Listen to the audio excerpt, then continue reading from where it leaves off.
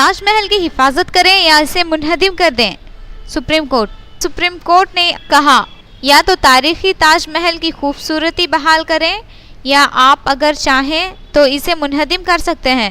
Supreme court نے اس تاریخی یادگار کے تحفظ کے مسئلے کو ناامید مقصد قرار دیا۔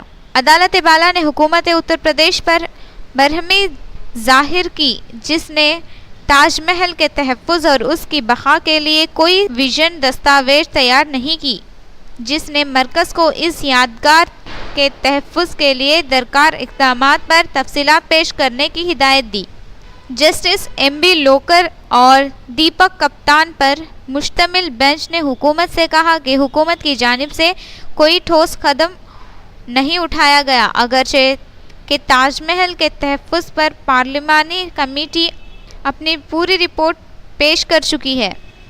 مرکز نے بینچ کو بتایا کہ انڈین انسٹی ٹیوٹ آف ٹیکنالوجی کانپور نے فضائی آلودگی کی سطح کا معائنہ کیا ہے اور 4 مہینے میں وہ اپنی رپورٹ دے گی۔ اس نے کہا کہ تاج محل کے اطراف و اکناف آلودگی پھیلانے والے ذرائع کی تلاش کے لیے ایک کمیٹی تشکیل دی گئی ہے جو اس کی روک تھام کے لیے اقدامات کے مشورے دے گی۔ بینچ نے بتایا کہ وہ 31 جولائی سے اس معاملے کی سماعت یومیہ بنیادوں پر کرے گی۔ عدالت بالا تاج محل کے اطراف ترقیاتی کاموں پر نظر رکھے ہوئے ہے۔ مغل شہنشاہ شاہجہاں کی جانب سے اپنی اہلیہ ممتاز محل کی یاد میں یہ یادگار آگرہ میں 1643 میں مکمل کی گئی تھی، تاہم اس کی دیگر تعمیرات آئندہ 10 برسوں تک چلتی رہیں۔ یونیسکو نے اسے عالمی یادگار قرار دیا ہے۔ سماعت کے دوران سپریم کورٹ نے تاج محل کا تقابل ایفل ٹاور سے کیا جو پیرس میں واقع ہے۔ بینچ نے کہا کہ فرانس کی حکومت نے اس مقام کو کتنا خوبصورت بنایا ہے، اگرچہ ایفل ٹاور کو خوبصورتی میں تاج محل سے کوئی تقابل نہیں کیا جا سکتا، لیکن 80 ملین افراد پیرس ایفل ٹاور دیکھنے جاتے ہیں جو کہ تاج محل دیکھنے والوں سے 8 گنا زیادہ ہے۔ بی جے پی رکن اسمبلی کے خلاف سی بی آئی کی چارج شیٹ۔ سی بی آئی نے آج اتر پردیش میں بی جے پی کے رکن اسمبلی کلدیپ سنگھ سینگر کے خلاف اناؤ میں گزشتہ سال 4 جون کو اپنی رہائش گاہ پر ایک نابالغ کی مبینہ عصمت ریزی کے لیے چارج شیٹ داخل کر دی ہے۔ عہدیداروں نے بتایا کہ سی بی آئی کی عدالت میں پیش کی گئی چارج شیٹ میں سینگر اور ان کے معاون ششی سنگھ پر مجرمانہ سازش اور تعزیرات ہند کی دیگر دفعات کے علاوہ اطفال جنسی جرائم ایکٹ کے تحت بھی الزامات لگائے گئے ہیں۔ یہ چارج شیٹ مبینہ عصمت ریزی کیس کی ایجنسی کو حوالگی کے 3 ماہ بعد پیش کی گئی ہے۔ نابالغ لڑکی نے جسے سیاستدان ملازم کا لالچ دے کر اپنے رہائش گاہ پر طلب کیا تھا، اس معاملے میں احتجاج بھی کیا تھا۔ عہدیداروں کا کہنا ہے کہ لڑکی کی 4 جون کو رکن اسمبلی کی رہائش گاہ پر عصمت ریزی کی گئی، اس کے بعد اسے ششی سنگھ لے گیا۔ 11 جون اور 20 جون کے درمیان اس لڑکی کی دوبارہ اجتماعی عصمت ریزی کی گئی۔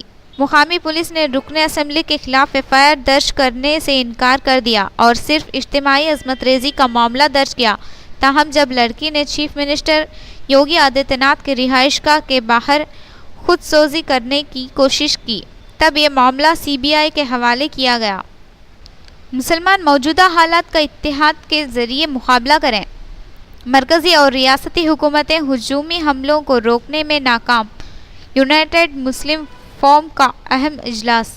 مرکزی حکومت مسلمانوں کی شرعی معاملات میں مداخلت کرنے کی خواہاں ہے اور مسلمانوں کے نام پر سیاست جاری ہے۔ مسلم خواتین سے جھوٹی ہمدردی دکھاتے ہوئے وزیر اعظم بیانات دے رہے ہیں، لیکن مسلمانوں کی تعلیمی اور اقتصادی مسائل کے لیے کوئی اقدامات نہیں کیے جا رہے ہیں۔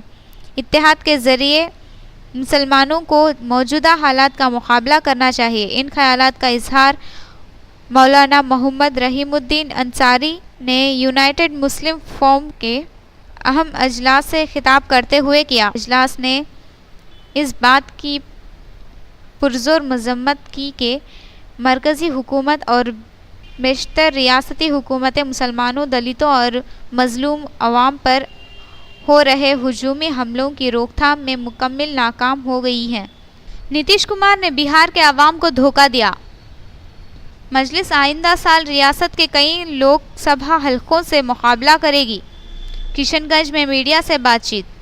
صدر کل ہند مجلس اتحاد المسلمین بیرسٹر اسد الدین اویسی نے بہار کے چیف منسٹر نتیش کمار پر شدید تنقید کرتے ہوئے الزام لگایا کہ انہوں نے ریاست کے عوام کو دھوکہ دیا ہے۔ بیرسٹر اویسی نے بہار کے شمال مشرقی علاقے کے اس ضلع میں صحافیوں سے بات چیت کرتے ہوئے کہا کہ جب 2015 کے اسمبلی انتخابات میں ہم نے اپنے امیدوار ٹھہرائے تھے، نتیش کمار نے ہمیں ووٹ کٹوا قرار دیا تھا اور یہ تاثر پیش کرنے کی کوشش کی تھی کہ ہم غیر بی جے پی ووٹ کاٹنے کے لیے میدان میں آئے ہیں، جس کی وجہ سے زعفرانی جماعت کو فائدہ ہوگا۔ کل ہند مجلس اتحاد المسلمین کے سربراہ نے کہا کہ نتیش کمار نے بہار کے عوام سے کہا تھا کہ وہ مہا گٹھ بندھن کے لیے ووٹ دیں اور یہ دعویٰ کیا تھا کہ عظیم اتحاد ہی بی جے پی کو ٹھوس چیلنج پیش کر سکتا ہے، جو اس وقت ناقابل تسخیر نظر آ رہی ہے۔ حیدرآباد کے رکن پارلیمنٹ نے کہا کہ عوام نے اس وقت نتیش کمار پر اعتبار کیا، لیکن چند سال بعد انہیں دھوکہ ہو گیا اور وہ وزیر اعظم نریندر مودی کی گود میں بیٹھ گئے۔